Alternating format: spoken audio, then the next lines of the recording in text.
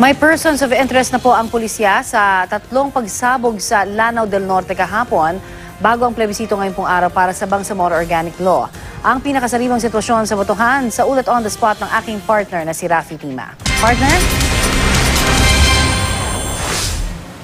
Partner, matapos ngayong tatlong pagsabog dito kahapon sa Lanao del Norte, so far tahimik pa rin naman daw ang botohan dito sa buong probinsya. Kagagaling lang dito sa Tubod Central Elementary School nitong PNP Chief Director General Oscar Albayalde bilang bahagi ng kanyang pag-ikot dito sa buong lalawigan.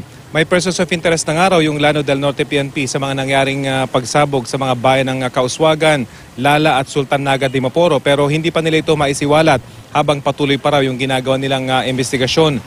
Tiniyak din ng hepe ng PNP sa mga police commanders dito sa probinsya na huwag makaabala o makaantala sa botohan ang mga taong hindi otorisadong nasa mga polling areas.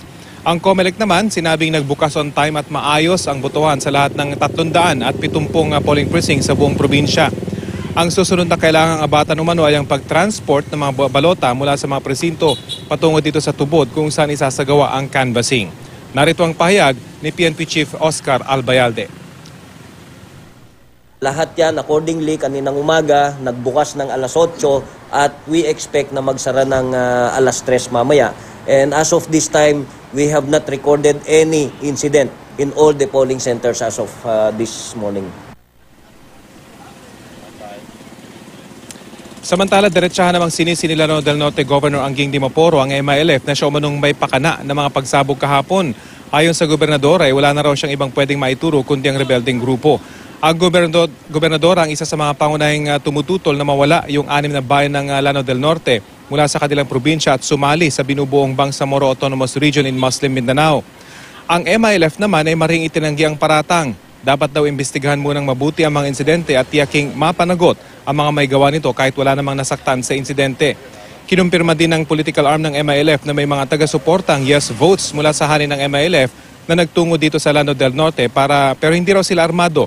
At nagtungo sila dito para mapayapang sumali sa demokratikong proseso ng eleksyon. Ang Office of the Presidential Advisor on the Peace Process ay nakatutok din sa proseso para tiyaking hindi na maulit ang mga karahasan tulad ng nangyari noong 2008. Narito ang mga pahayag ni Governor de Maporo, MILF at ng OPAP. I could not say point to anyone anymore. It's the MILF. It's the MILF. Kasi they really want to get the yes votes here. Bakit meron na agad accusation? So, first call natin talaga, mag-investigate tayo at gawin natin na objective yung pagtingin doon sa pagsabog kung sino talaga ang may kagagawan. At hanapin natin para mapanagot. Meron pong gumagawa ng disinformation, kaya yun po aming binabantayan na hindi magkatotoo yung mga balibalita na ganyan dahil nangako naman yung MILF na they will render people. Ang naandito lang yung mga supporters nila nung partido. And then nung armado wala. Definitely we monitored it also na hindi gumalaw. Ang mga botante naman sa bayan ng Kauswagan kung saan may sumabog na hinina lang ID kahapon ay medyo may kabaman ay lumabas pa rin daw para bumoto. Tapat lang ng Kauswagan Central Elementary School yung pinangyarihan ng pagsabog kahapon at kita pa nga yung marka nito at kita ng mga bumoboto. Pero hindi raw magpapasindak yung mga tiga rito kaya naman maaga pa lang kanina ay pumina sila para bumoto. Naging mabilis nga ang botohan tulad dito sa aking kinaroroonan sa Tubod Central Elementary School.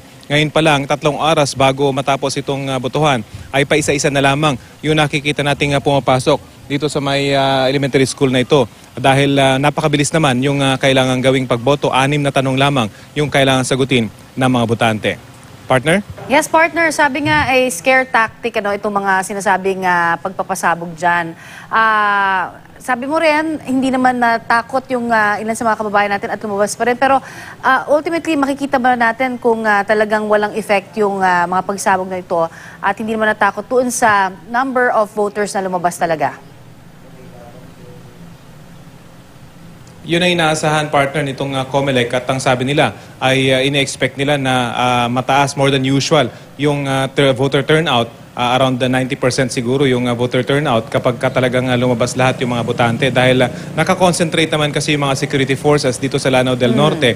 Maraming mga pulis at mga sundalo na nakamonitor dito. Kung kaya't kahit doon sa mga harapan, no, ibang mga elementary schools nating nadaanan, ay may mga tangke na nakaistasyon. So dapat daw talagang hindi matakot itong mga botante. Ang iyong concern na lamang, partner, ay pagkatapos nitong botohan, dahil yun din ang usap-usapan dito sa Lanao del Norte.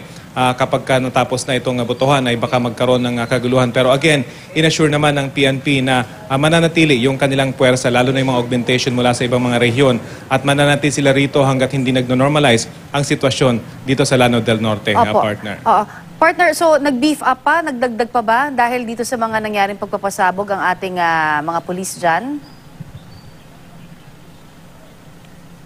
In place na, partner, yung additional troops mula sa PNP at AFP bago pa mangyari itong mga pagsabog. At I understand, hindi na sila nagdagdag. Naging alerto na lamang sila. At yung 400 na train ng COMELEC para maging PLEBCO members kapag may mga umatras na mga teachers, ay dinesignate na o dineploy na doon sa iba't ibang mga checkpoint areas dahil hindi na kailangan na magkaroon pa ng augmentation sa mga teachers dahil wala namang umatras. So nadagdagan pa ng 400 yung mga nakaistasyon sa mga checkpoints sa iba't ibang bayan dito sa Lanao del Norte, partner. Partner, kaya ako natanong kasi sinasabi nga nila yung isa sa mga kung saan sumabog sa kayan daw ng maraming estudyante. Yun, buti na lamang that day wala daw mga estudyante. So may mga nagpalagay na rin ba sila ng kumbaga mga tao doon sa area kung saan mismo sumabog yung mga IED, no? Wala na tayong nakitang additional troops doon sa mga pinagsabugan dahil lang base doon sa kanilang investigasyon talagang pananakot lamang daw ito. Pero doon sa mga nadaan nating mga checkpoints, lalo pang tumindi yung kanilang ginagawang pag-inspeksyon. Kanina nga may instruction pa itong si PNP Chief Director General Oscar Abayalde na pabuksan naman yung mga trunk nitong mga sasakyan kapag dumadaan sila at merong reason para kailangan ma-inspect ang mga ito dahil total ay martial law naman daw dito sa Mindanao dahil normally ay hindi po pwedeng buksan ang mga ito kapag normal na checkpoint, pero ngayon nga at martial law dito at extraordinary nga itong situation ay pwede raw pabuksan itong mga trunk na mga sasakyan para ma-check talaga na walang mga itinatagong illegal yung mga nagdaraan sa mga checkpoint dito, partner. Alright, partner, ingat kayo dyan at maraming salamat sa iyong binigay sa aming update.